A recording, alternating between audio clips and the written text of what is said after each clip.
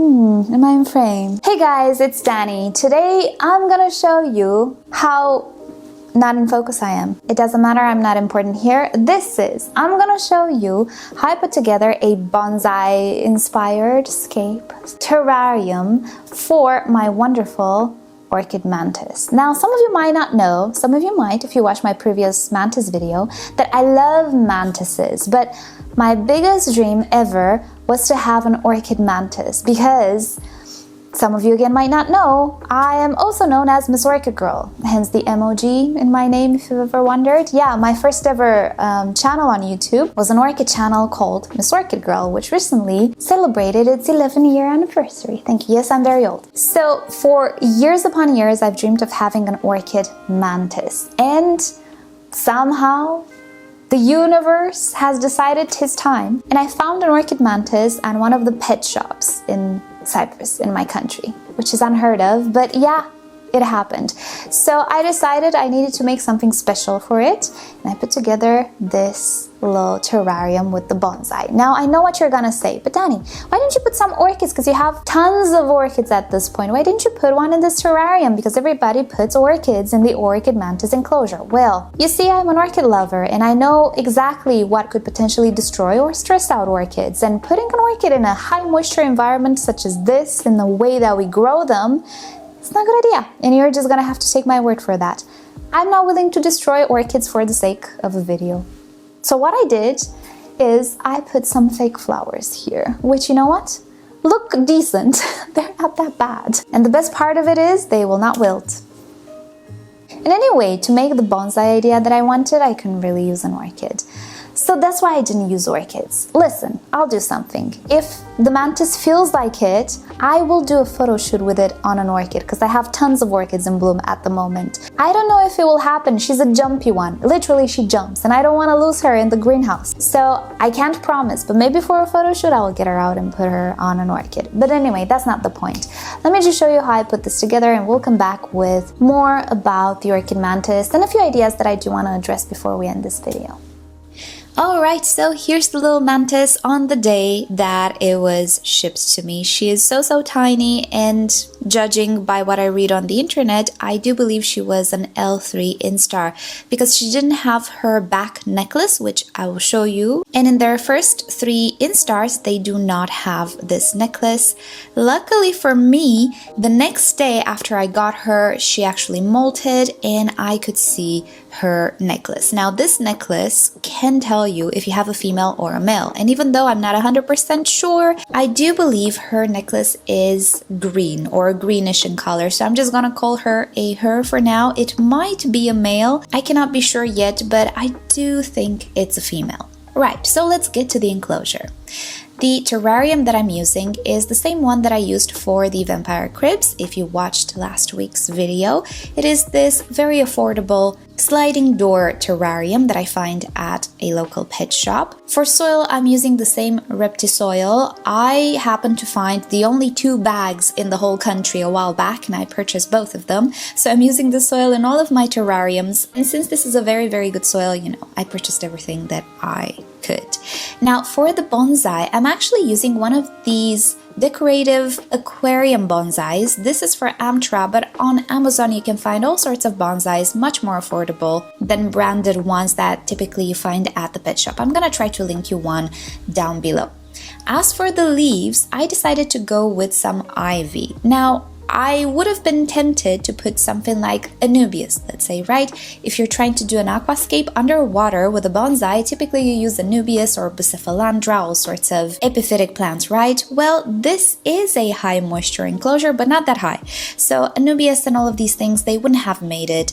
And I wanted something easy that would grow fast, that I could weave in between the branches. And this variegated ivy looked very nice in the flower shop. So as it grows, I'm just blending its vines in the bonsai. As for the quote-unquote bushes, I went for some polka dot plants, which are pink, and I think they look very nice with my mantis. In the back, I'm using a Phytonia. Both of these plants do well in terrariums. And also, I managed to find baby tears, I think you call it, at the flower shop. I don't see it very often, but with it, I managed to make this really cute lawn that looks really nice right now. The setup has been running for a while, so now everything is grown in. Now for the Sakura blossoms, I used this fake plant that I found at IKEA. I just cut away the flowers and I inserted them in the branches of the bonsai.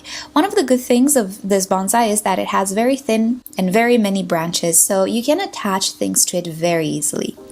Then the last step is of course to water everything, and you might notice I did not use a drainage layer. Well, in tiny terrariums, I typically do not use drainage layers. I do have a video about it on my other channel, the Orchid channel. I'll link it to it down below if you have some time to watch it and learn why. And here is the little darling, my little mantis. She was actually preening. Is that a good word? Yes, she was cleaning her murder mittens while she was on my hand. She is not a scaredy type of mantis, but as I told you, she's a jumper. She's like a little frog. So I'm a little apprehensive of handling her too much because she's tiny and this is a big room. But she is a friendly mantis, unlike my other mantis, Albert. Albert does not like hands, but she's okay with it.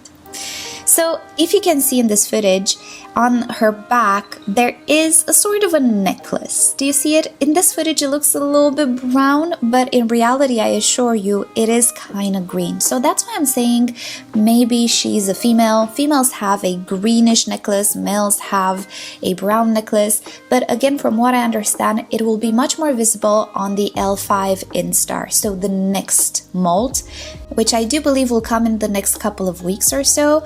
I think we will better tell if it's a male or female. I don't care either way, but the problem is males do not live as long as females. So I'm hoping it's a female, but only because of this reason. Alrighty, here we are. She's currently right here, the little darling. Now, I know what some of you might say, and hopefully you watched till now in the video before you commented. It's too big of an enclosure for such a small orchid. She is L4 at this point. She does have some growing to do. I do believe it's a female at this point. We'll see, maybe I'm wrong. Well, I'm sorry, but I've never had bad experiences with the enclosure size of my mantises. From what I understand, the main reason for putting small mantises in small enclosures is for them to catch their prey. Otherwise, they might not feed well enough. And I do not doubt that some people had issues with that in the past, especially maybe when we're dealing with the tiny ones just came out of the ootheca. I've never had issues with that. This girl is a hunter. Almost. She doesn't always get the fly in the first try, but she gets it nonetheless. And sometimes when I feel a little extra and I have time, I just feed her the fly myself and she takes it from my tweezers.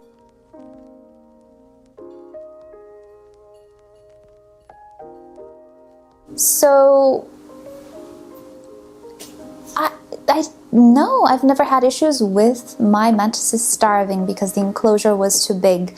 I think we're kind of underestimating them. If they're hungry, they're not gonna starve with the fly there because, oh, it's a little too far away from me. No, they're gonna go grab it. That has been my experience with the mantises that I had. Given I didn't have all of the species of mantises that exist, maybe there are some mantises which will rather starve than travel 10 centimeters away. I don't know. I'm just saying, I've never experienced it, and I do have the possibility of actually feeding them myself as well if I feel like they did not eat their food. Again, I did not have many issues. I can see how in a big enclosure you can lose the mantis because it's tiny, you don't see it. Yeah, but that's, that's an aesthetic thing. This one is already pretty grown and I don't have issues not seeing it. Whenever I don't see it straight away, I know she's on one of the flowers and she's just blending in. And I just look at the flowers and immediately I find it. So I don't have issues with that. So I wanted to address a little bit the size because I know some people can be very adamant in it, but I like to promote practical, pragmatic, and logical thinking. We're not all gonna have the same experiences, so it's not a good idea to just repeat whatever all the other tutorials say. And since I have been very lucky to deal with mantises ever since I was a kid. I saved a mantis and I had some opportunities to have some mantises before the era of the internet. Yes, I remember an era before the internet, before having too many books even about them. I was lucky my dad knew what they were. Yeah, I did things however I thought best and it all worked out. So now I was very surprised how people are very adamant about like the size of the enclosure thing. 3 mantises up and 2 mantises aside. No. Don't overdo it. Use some common sense, that's for sure. But yeah, let's not fuss about the container size all too much, you guys. It's all very relative. And if your mantis prefers to starve than hunt, just grab a tweezers and give her the food. She's gonna take it. She's not gonna starve. If she doesn't want to eat, she wants to molt. Usually that's what they do. If they feel like they don't want to eat or do anything and they hide, they want to molt. And a few days after they molt, they might hide and not eat. That's fine. Don't freak out if you've never had mantises. They do that. Once they get, hardened off, let's say, they will be active again. Right, so that is about it on the mantis. I hope you've enjoyed seeing her, and the future plans with them is, if I ever have the luck to find other mantises, is to have at least a male and a female and try to breed them. It's a very dangerous thing to do because females are extremely large in comparison to males, and sometimes they eat males. It's a thing mantises do. So if I ever have a chance to breed mantises, I need to be very careful. I'll try to, I'll document it, but yeah, I don't know. It is a finicky process, but I do see a lot of wonderful people doing it on YouTube, on the internet, so if they can do it, so can I. So I will try to breed orchid mantises since they're just so rare, and yeah, I just hope I have the opportunity to find some other mantises. But for now, I hope you've enjoyed this video. I hope you've enjoyed the little terrarium. This display with the vampire crabs and this. And here we're gonna have the Sulawesi shrimps, which are here, but I made another tank for them. This setup will be in my living room. It's gonna look so pretty. I cannot wait to move and do videos there. It's gonna look so much pretty than here. Here everything is kind of a mess, and everything is together in this room. But yeah, I cannot wait to move and show you the new, let's say, setup and everything. Hopefully in a month and a half or 2, something like that. Anyway, so stay tuned for that. Thank you so much for watching today's video. I hope you've enjoyed it. And with that said, I'll see you all next time. Bye.